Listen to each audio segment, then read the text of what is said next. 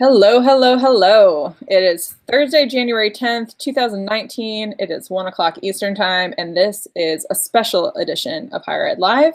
I'm your host, Ashley Budd. On today's live broadcast, we're talking about higher ed trends with my very good friend, Seth Odell. This episode is part of the Higher Ed Live network. All of our episodes offer you direct access to the best and brightest minds in education. You can be a part of our live broadcast by sharing your own knowledge and participating in our discussions by tweeting at us using either the Higher Ed Live hashtag, tweeting right at the Higher Ed Live handle. Hopefully you know that all of these episodes are free and very easy to access in the video archives at higheredlive.com, or you can take Higher Ed Live with you on the go by subscribing to the podcast. Higher Ed Live is produced by M. Stoner, a digital-first agency committed to tailored solutions that drive real results.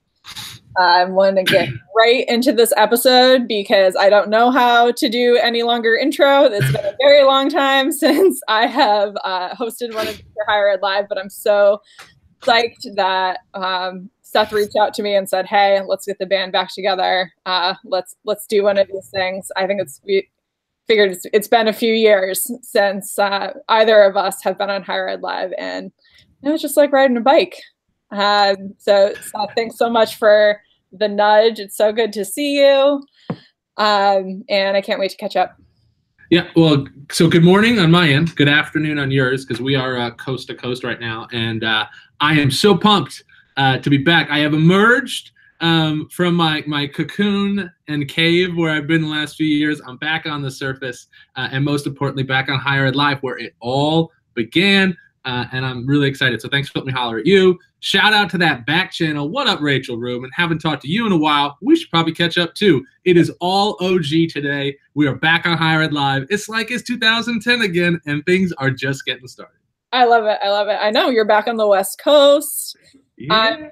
I'm still in New York, but yeah, I mean, certainly a lot has happened. I think when we first met each other on the internet way back when, you were at UCLA, had just taken a job at SNU, and you have been in a few different places since then. So catch us up. Where you been? What are you up to? Yeah, so that's fair. I've bounced around a little bit, and I'd like to think I've settled down and put down roots. But to your point, I was at UCLA for like 4 years. That's where I was lucky enough to found Higher Ed Live. And shout out to everybody who's made it so great since then. I moved to Southern New Hampshire University, as you mentioned, which was awesome. I was there for like 4 years. I got just the total lesson learned in adult and online education, and learned it from some of the best people in the business. And then I bounced out to Salt Lake City, Utah for a little less than 2 years. I ran an ad agency there called Helix Education. I was the general manager of their marketing services division. And they're what's called an OPM, an outsourced program management company. They basically run online programs for schools and colleges. And so there I worked with a couple dozen schools in varying capacities, some of them running their entire online programs, others just running some of their marketing channels, and got to work with a ton of great folks there. But about little less than 2 years ago, I moved to San Diego, California. And I have been serving as the Vice Chancellor of Marketing for National University System. So first off, Vice Chancellor, that's a cool title, right? Not bad. So I was like, okay, that's like a higher ed title, fancy way of saying I do marketing stuff. And I do it at National University System. And just really quickly, if folks aren't familiar, National University System is a nonprofit system. And we actually essentially own and operate 4 nonprofit universities. National University, John F. Kennedy, National University, which is based in San Diego, John F. Kennedy University, which is based in the Bay Area, City University of Seattle, obviously in Seattle, and then just literally last week we closed and acquired a school called North Central University out of here in San Diego as well, but they also have a large operation in Scottsdale, Arizona. In addition to that, we run 3 nonprofits. We also have an online high school, some charter schools, and so we're like a big nonprofit group.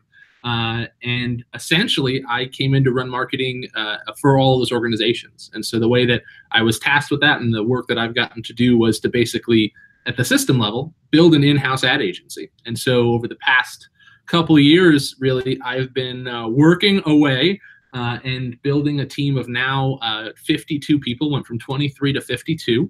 And we're a full-service in-house ad agency buying media directly from Google, Facebook, everybody else across all of our partners directly with all those platforms. And we operate like an ad agency, but we do it inside the system. And so that way we're able to increase performance, give the accounts more time, and save a ton of money at the same time as well. So it's been really fun to kind of work through this thing. But it's also been why I've been like head down, kind of hiding out, because I've got so many questions for you about that. Yeah. You got to ask them all. So that's where I've been, but now I'm here. It's really great that you've been able to stay in the education space for so long, changing all of these different roles, but like staying within our sector. And I couldn't think of a better person to just talk to about what the trends are. And you've already started, you're talking about buying up other universities and merging. And so lots of questions coming your way. But I'm so happy that even though you've been ducking out from maybe the spotlight a little bit, that you're still working in higher ed, and it's good to have you. So it's good to be here. I'm not going anywhere. Cool.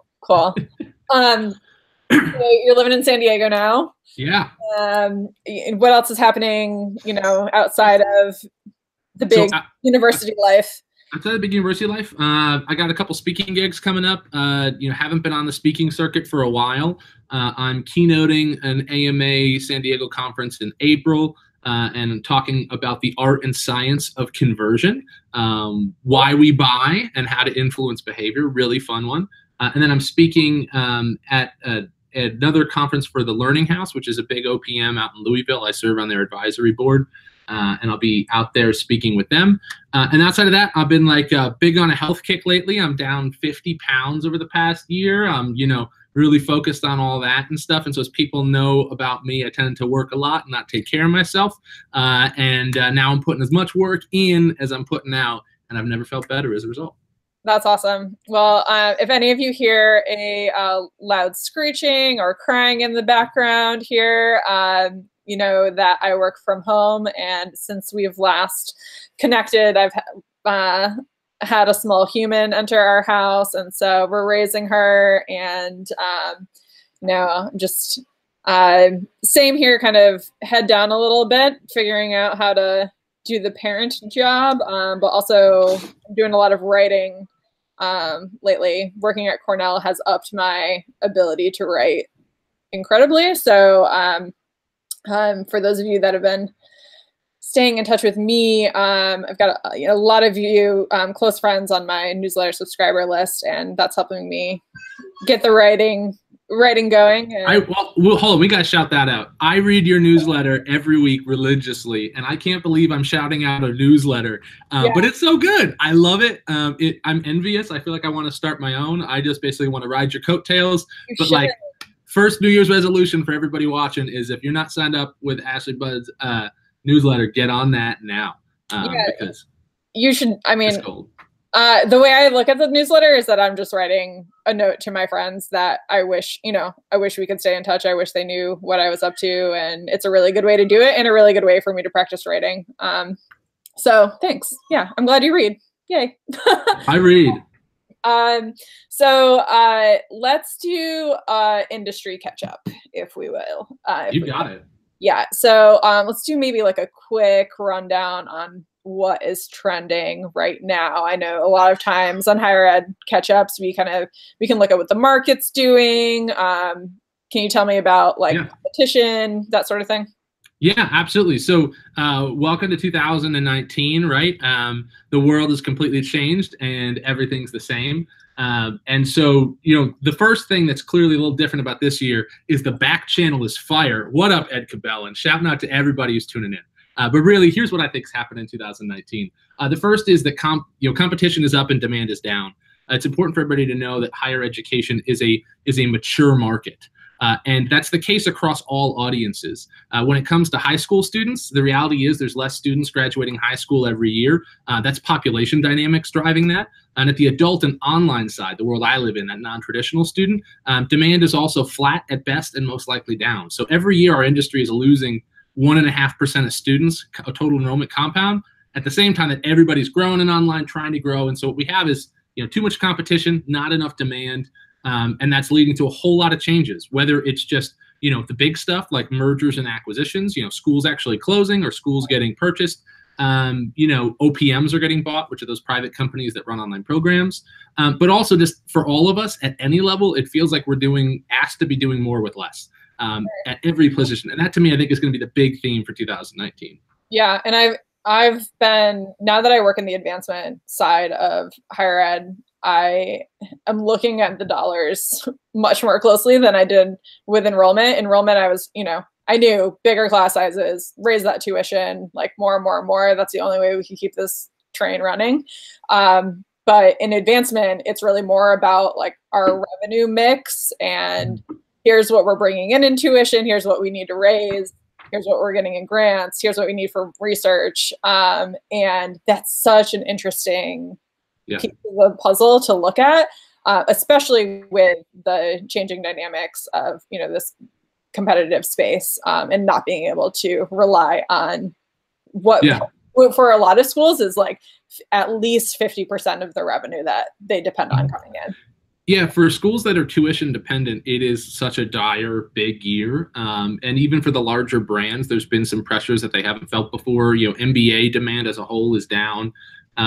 But the part that's interesting is, so everybody's trying to do more with less. And the part that excites me is a lot of times when we think about technology and education, people are thinking 10 years out, big picture, crazy things that change. But the thing that's exciting about where we are today versus 5 years ago is that we've never had more visibility into what's really happening.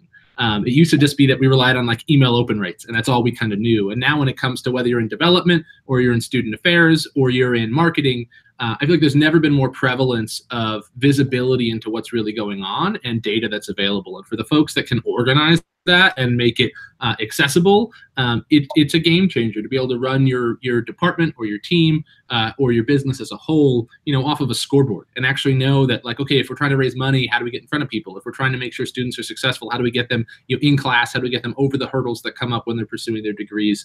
That to me is like the exciting part. Is the fact that for so many of us, while the challenges have never been bigger, we've also sort of never been more empowered, at least from a tech perspective, that you can do a lot with a little. And it just takes a little ingenuity and a little bit of grit.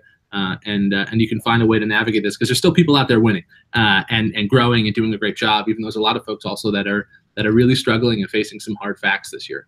Yeah. So going to pay attention to the back channel because they are chatty. But yeah, I mean, to Rachel's point out there on Twitter that this less with more has been, this has been the trend for a decade. And I think I've been fortunate enough to sit in digital roles where you're tasked with that problem, doing more with less, but also you're given a tool set that helps you scale what you've been doing traditionally and scale it for the masses. And that's a fun problem to solve. Yeah. I'll if you don't mind, I'll jump in. I'll shout out a little bit my old friend Eric Olson in the back channel talking about some interesting things happening. Ivy's coming in with boot camps. Tuition changes. I think there's kind of two paths happening in higher ed right now, and it's important when we talk about trends to understand. One is the trend that's actually impacting our bottom line, and the other is the trend that's transforming our industry. Right now, the disruption that most of us are facing is an old school disruption. At the traditional side, we're being disrupted by a shift in population dynamics. And at the adult and online side, we're being shifted by literally just the innovation of online education itself. We are on the tail end of innovation from 10 years ago, and that's what we're experiencing. At the same time, there's a whole lot of great stuff on the horizons, and that's exciting. But for the most part, it's not impacting many people's bottom line revenue. But it is something that we need to be aware of because sustained innovation is the game today, and disruptive innovation is really what's going to change the industry. On the boot camp side, I'll just continue off of Eric's thing too. 2018 was the year of boot camp closures. Here we all thought boot camps was going to transform a lot, and then all of a sudden boot camps became MOOCs, and it became this thing that was hot and is now not. And the amount of large-scale boot camp providers that couldn't find a way to drive revenue is really interesting. And now, part of that may be that they were independent companies, that they weren't able to offer, federally backed financial aid. And so we're seeing some shifts in that area. And that's really, I think, what Eric is highlighting in the back channel. And that is a key shift because that business model could work, within a large brand that can offer financial aid. A boot camp may be a different area of a business. And that's one I think that that we could see shake out a little bit this year too. Yeah. So Joel, I need to call out for a number of things. First, Joel, Seth's Twitter handle is at Seth Odell. I don't know who S Odell is, but he's getting blown up today. Oh. At either Seth or I'm at Ashley_Bud, and Seth is at Seth Odell. Joel should know this. Joel's point, yes, we have to do more with less, but is it possible to do better with less? Yeah. And it's about focusing on the right things, right? And if you decide to pick something that's not going to help you advance, then you're in trouble. Yeah. So I totally agree. A couple of my themes, just to make this a little bit personal, a couple of things I shared with my team and my teammates coming into 2019. I said that one of the most important things this year is prioritization. It's where we're going to apply our efforts. And one of the things I shared with my team on Monday of this week in a leadership meeting is I want you to tell me all the things we're not going to do, not just the things we are. And I don't just want to add things every month and every quarter. I want to come back and talk about all the things we've stopped doing. And I think that's really where Joel's getting at. And that's why Joel is Joel and he's so great, is like sometimes we can get farther by actually thinking about what we're not doing. And so one of the things we're approaching this year, at least within my department, we built this team over about 18 months. So we're building and adding all these things. This is the year that we sculpt, which means that we artfully and carefully take things away to try to see what's the pure form underneath it. And that's really a big focus because ultimately, at the end of the day, management is just the management of finite resources. And we can always do better with that. And that is, in all cases, fixed. And so to me, that's such a key thing. And I just think that, Joel's point is dead on, that it's not just more, it's better. And I think that's an awesome lesson. So in the marketing world, where can we be better? What should we be focusing on? So in the marketing world, I don't think there's a lot of new things here. The obvious ones like, mobile's more important than ever. But I think that's still a key component is throughout your student journey, where do they need to be on a desktop? And if the answer is they do, you got to go back and really check that and really be aware of it. And so the first is like, is the mobile experience seamless? It's not more the argument of mobile anymore. It's more about mobile as a path. And whether or not that path is clear, that to me is huge. From a channel perspective, I don't see significantly new channels. With organic social, there's the hot stuff like TikTok and things, but generally speaking, it's still Instagram, it's less Snapchat, it's less Facebook, but we're not really seeing significant new entrants and major players. And so we're coming into this year not sort of turning things completely over, but rather I think it's all about, evaluating where we're at and where we're going to apply our attention in particular. Definitely from an advertising perspective,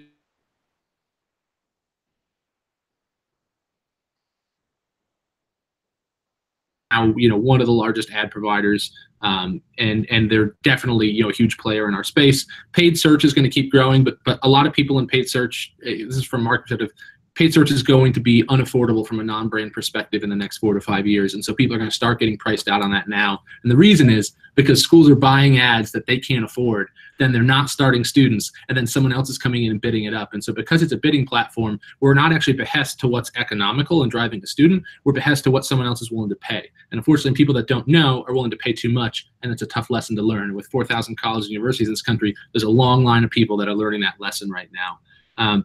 But all of that, I'll say the biggest thing to me, and the number one thing that is true, not just last year and this year, but your competition, your number one competition of your marketer is noise. And the most important thing this year, the most important measuring stick for you is relevancy. And in order to be relevant, people have to just know you exist. And so to me, that's the single most important thing. And so that harkens all the way back to like the great old ad man, Bill Bernbach, for those of you who know him, that says, the truth isn't the truth until people believe you, and they can't believe you if they don't know what you're saying, and they can't know what you're saying if they don't listen to you, and they won't listen to you if you're not interesting, and you won't be interesting unless you say things imaginatively, originally, and freshly. And that's Bill Bernbach of the classic like lemon bug campaigns, and it's never been more true today. People have to notice us in order to have an opinion of us, and so the first and foremost competition for you this year is just people acknowledging and recognizing that you exist. And so relevancy to me is so huge this year, and one of the biggest hurdles we have to get over. Yeah, and for me, when I think about relevancy, like what's stopping me from being relevant is knowing my audience and knowing what they're up to. so that I can deliver to them something that's relevant. We've got a couple of questions coming in from Eric. I don't know if you want to yes, with some of these, but especially I hear it's the relevancy thing. I still hear over and over. I hear personalization over and over, and I'd like to get your feedback on one point on personalization that I struggle with. I often hear when we're going in to solve a communications or a marketing problem that we need a more personalized approach. And then when I talk to my audience, especially a Cornell audience, when we do these personalized approaches, we're putting them down a path that doesn't show them the full scope of what's available. So, when is the right time to pick personalization? And if you don't know your audience well enough, like, how are you going to personalize something for them? So yeah, I think that kick that around. So it's super. Let's unpack that. And great point on Eric's point about personalization. So the first thing, in order to do personalized messaging or any kind of personalized marketing, you have to have data and information that you can use to personalize. And so the first thing that I recommend to everybody is we have to have a strategy of what are we capturing and what can we make relevant. The second thing is the biggest piece, I think, which you bring up, Ashley, which is like, okay, so if we have information about you, what are we actually making relevant and why? The first and most important thing I would say is that personalization isn't always the answer. You're totally right. The first thing that you need is a best practice baseline.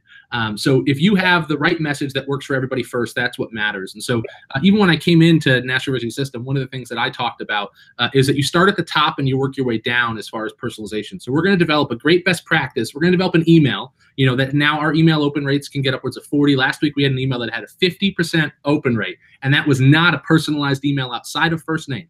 And so it was classic stuff, just big email, personalized first name, and that was it. And so the first area I'd say is start big, speak about your brand, and then use their name. Quite literally, name. That's the simplest way to first personalize. The second, to me, is connecting people with the outcome that they want. And so for me in marketing, that typically means program mix. And so at National University System, we recently acquired North Central University, and we sent an email out to our alumni. Literally, it went out in the last 2 days.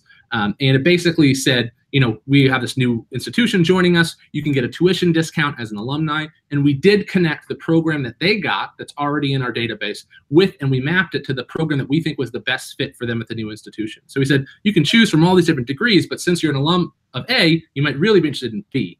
And that was easy, again, because it's focused on outcome. And so to me, when it comes to personalization, the key is to focus on driving more value. And so if being more personal gives more value to the person you're communicating to, it's helpful. So in our case, someone would normally have opened up that email. They'd have to click through a link, browse through a website, and then find the program that interests them most. And we still prompted them and said you could do that.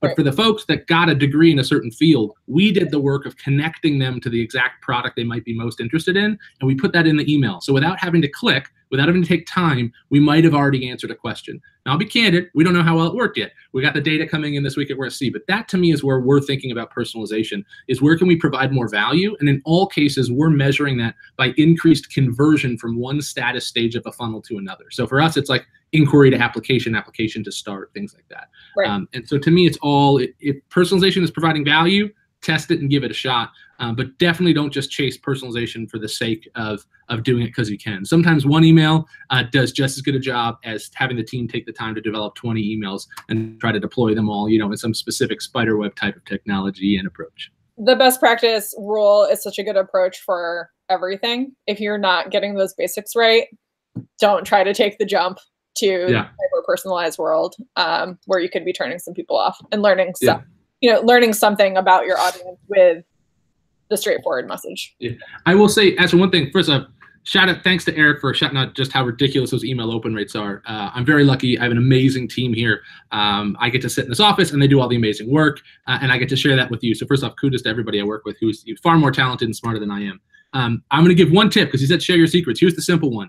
If you're in marketing or recruiting, every single email you ever send has the recipient's first name in the subject line. And I mean everyone. Now, we have tested and relentlessly tested other subject lines, and I've never been able to beat the baseline. So when you hit our funnel and you're getting 20, 30 emails throughout the process of going to start, everyone has your first name in it. Has Seth, comma, next step in your application process, or are you ready for the next step, comma, Seth, I promise I didn't want to do it every time. I felt there's no way that this works every single time, but it does. It does every single time, and that's one. And the second biggest tip that I'm going to share, this is a big one. I wasn't going to drop this till April when I keynote that AMA conference, but I'm going to drop it now for my buddy Eric Olson because he prompted me, for everybody else in the back channel. Here's the thing. You know all those beautifully designed emails that we all put the time together the past 10 years put together? We threw them away.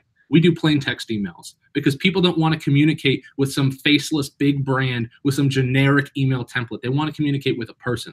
And so we actually pared everything down to plain text emails, your first name in the subject line, and we changed all the copy so it sounds like it's coming from a person. So it says, Seth, comma, ready for the next step, question mark, and it says, hi, Seth, we were reviewing our files, and I noticed that you haven't moved on in the application process. I wanted to reach out, and then it's signed from a specific person at admissions, and if you reply, it gets triaged into that person's team. So the reality is use technology to enhance relationships. And so people respond to that email, we open it up, and we take the time to respond back to them. And so when you talk about personalization, a lot of the times it also can be being more personal is another theme to that. And that, to me, if you want email open rates, first name of the subject line, and get rid of those designed emails, and your performance will skyrocket. That really rings true for advancement too, not just enrollment. Philanthropy is a hyper-personal thing. Talking about personal finance is super icky. And so if you're not on that one-on-one personal relationship with someone, it's not a good, it's not a good read. It's not a good ask. It's not good any of that. And if you're not making it personal, it's just like an online transaction, right? It's not actual philanthropy. So all those rules ring true on the advancement side too. Ed Cabellin. Hi, Ed. Ed is at a new role. He's VP of Enrollment and Student Services now. So Ed is busting through silos over there in Massachusetts. Wants our thoughts on regional trends and tactics. Regional or national. Okay. Regional trends. Let me pause and think about that for a second. I'm not sure I'm seeing significant shifts in regional trends. The things I'll say is, again, I work in the adult and online space. For me, about the data shows about 70 to 75% of people study within 100 miles of an institution. So even though they're studying online, they're studying with somebody that's close to home. And so I do think one of the things we're seeing is national brands trying to have a local presence. And so one of the things that I've seen increase, and it's a little inside baseball, but maybe this will work, is there are some national brands in the adult and online space who are using a strategy called local overlay, which means that they don't just buy media nationally anymore. They actually go into specific DMAs and try to play really heavily locally. For us in San Diego, we're seeing an increase in that. So like in the San Diego market, which is really the home base for National University, which is the flagship institution of the system where I work.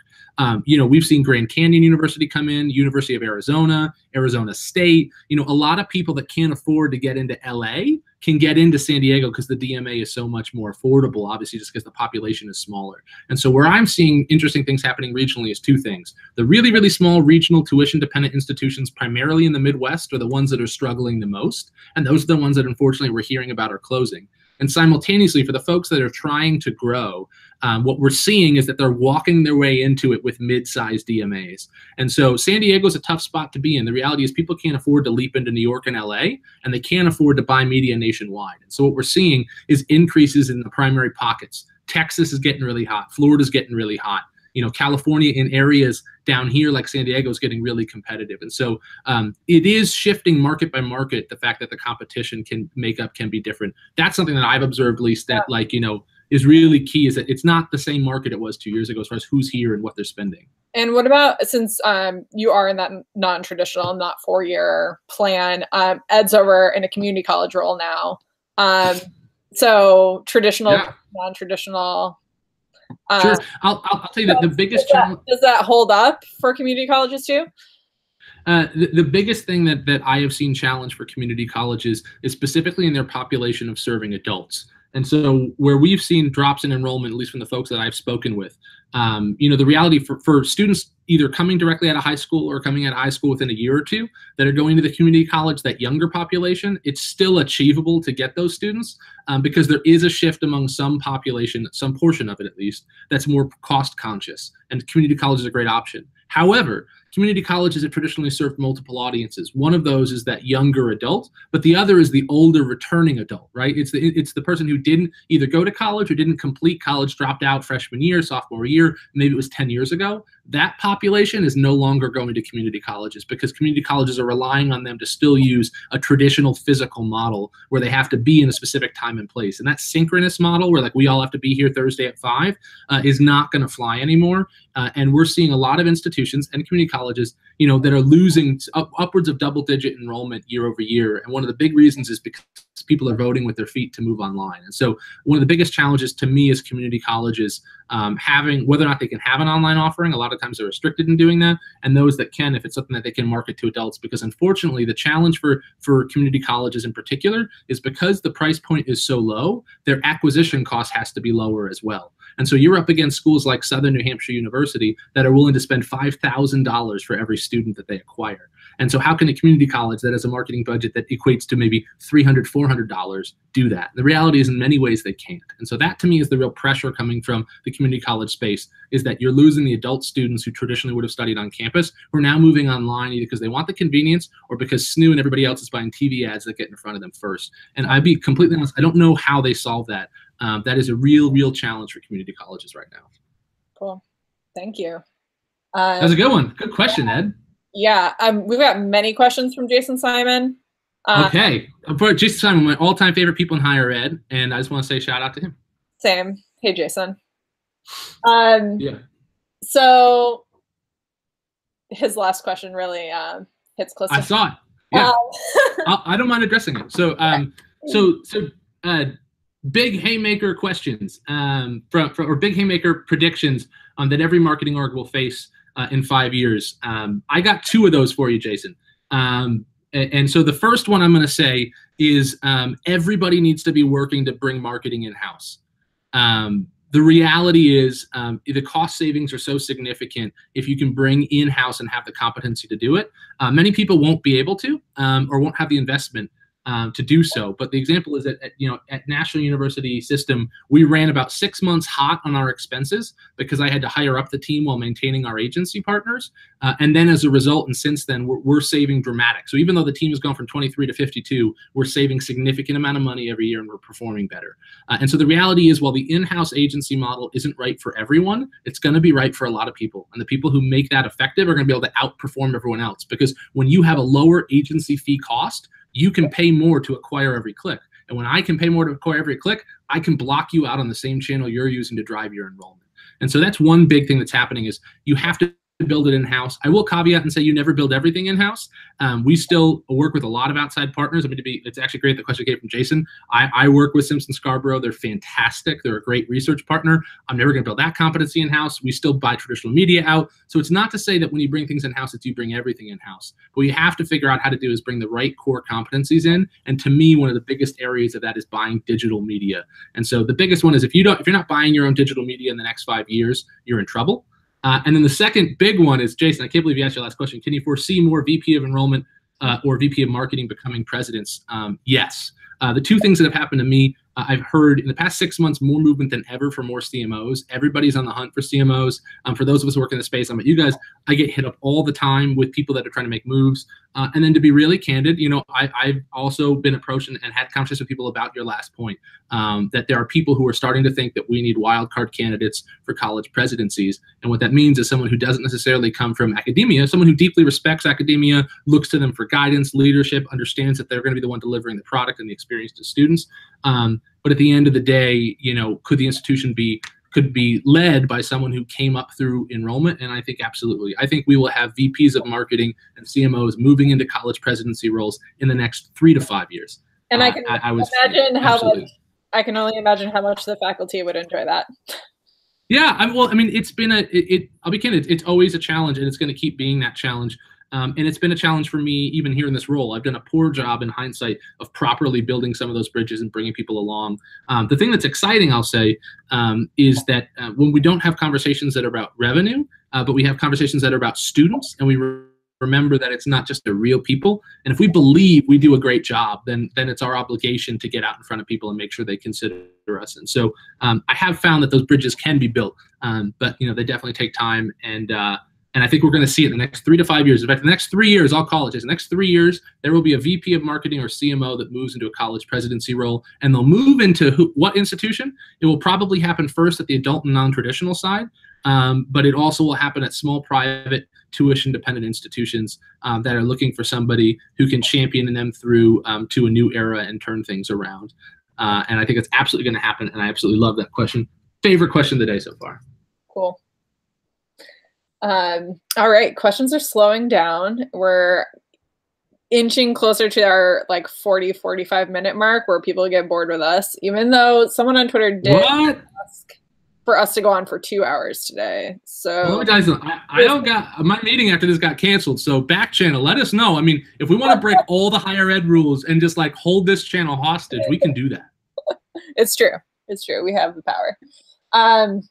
Yeah. So, you know, I'm curious about your team, you know, if what's coming for some cost savings for a lot of institutions. You know, we talked about needing to mix up those revenue streams, save money, do more with less. If that means bringing some of these core competencies in-house, where would you start? You know, I don't know what it looked like when you came in at National, but you know, if you could make 3 hires next year to build up some core competencies, what would be those 3?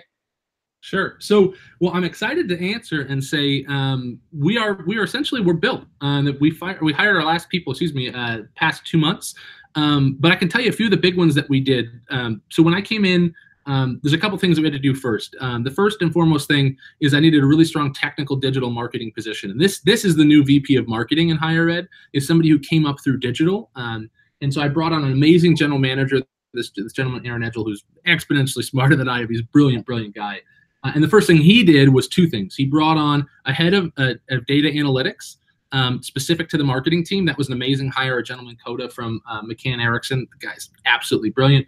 And then we hired a director for our paid media team, this amazingly smart, talented woman, Joanna, who's been in the paid business forever and came in and she built out a whole paid media team. And so the first 2 things it starts, in my opinion, with is analytics, visibility, and then paid media. And it's the ability to directly buy advertising essentially from Facebook, Google, and everybody else and not have to go through anyone else and manage those buys on a daily basis. Those were the most important hires. And then one of the next big ones for me was a web team. So we moved from using a different web platform finally to WordPress, and we built out a 5-person WordPress development team. As Joel mentioned in the back channel, we actually hired Bravery Media, his company, to come in and be that web team until we built it. And so one of the things that people understand is, you know, when we get approval to do things, we don't wait. So we got approval to build out a WordPress team on Thursday, and Monday morning, Joel was in San Diego sitting at a desk with our organization, and we had that web team. And people could understand, wait, we just approved this on Thursday. And I said, it's all we needed was 2 business days. We have a web team now. And then over time, Joel actually helped us hire the team, build it out. And so finding those solutions to move faster and compress that timeline is absolutely key. And so to me, the biggest hires, data analytics was huge, paid media and media planning, and then actually web development. I mean, at the end of the day, that's the storefront, right? That's where the majority of people come through. Those are the biggest hires for me in my perspective. And now the team's 52 people. You know, we're broken into 3 teams: marketing services, account services, and creative services. And it's a pretty big operation, but the core competencies are still there. The other area I will say that I'm looking to build up, the team is built. We just hired our 2nd person, but really enhancing our marketing automation is pretty key. You know, making sure that email is fully automated and that marketing automation is more than just shooting an email off is important. And truthfully, that's an area that we're still expanding on right now, and probably one of the bigger areas of progress for us this year. Okay, cool. Yeah, I will second the analytics person. I hired assistant director for digital marketing who has a statistics degree and can do things with data that I could never conceive with my my very technical painting degree that I came into this world with. Yeah, analytics for sure. Yeah, doing the paid media with an agency is something I've never done. I've kind of always done paid media in-house. So it's probably some of the bigger, either bigger brands or brands that just don't have any kind of in-house marketing that are relying on that, right? Yeah. Yeah. Eric Olsen's got a question in the back channel. Let me throw out two things. He's asking if you're a struggling small, mid-sized, nonprofit trying to find unique ground to compete from. What do you focus on? I have a couple of initial quick thoughts on that. The first thing is, can you do portfolio-based marketing? Portfolio marketing is essentially brand marketing, and we're seeing a lot of the larger competitors do that. And I learned this lesson, was taught this lesson by some brilliant folks at Southern New Hampshire University. Southern New Hampshire University, markets 200 online and on-campus programs, and I took that lesson at National University. We have 100 on-campus and online programs. Breadth of program is key. Portfolio campaigns and brand campaigns, like on Facebook, for instance, have a dramatically lower cost per lead than trying to get really specific. When you get really hyper-targeted and hyper-specific, trying to target one master's degree to one type of student, your cost per inquiry is going to go up anywhere from 2 to 4 times that of a brand campaign. And so the first most important thing is, do you have enough programs to do a brand effort? And I've seen this go as low as, I think, Maryville markets like 12. So they try this. So the first thing is, can you get a breadth of programs and market the brand? If you can't do that, the second question is, how do you find unique ground to compete on? The classic lesson that I always share, Eric's heard me share, but I'm going to share it again, is if what you do isn't different, how you communicate it has to be. And so the example I always give is at Southern New Hampshire University, they wanted to do a campaign about the fact that we cared. And that's great. And we do think at the time that I was there, we thought we cared more than anybody else. But the reality is, like, what school doesn't care about their students? Like, who's going to raise their hand at a conference and be like, we're the ones that don't care? And so what we had to do is we had to demonstrate an unownable value prop in an ownable way. And that's why we came up with the bus tour idea to drive around the country and deliver diplomas, because we could own the demonstration of care, even though we couldn't own care itself. And so to me, if nothing you do is unique, then how you communicate what you do has to be. And that goes back to creative and brand positioning. And that means that more than ever, you have to find a way to sound and look and feel different than everybody else, because ultimately feeling is driving a whole lot of these decisions. And so it's possible to be unique without having something unique to actually offer. Awesome.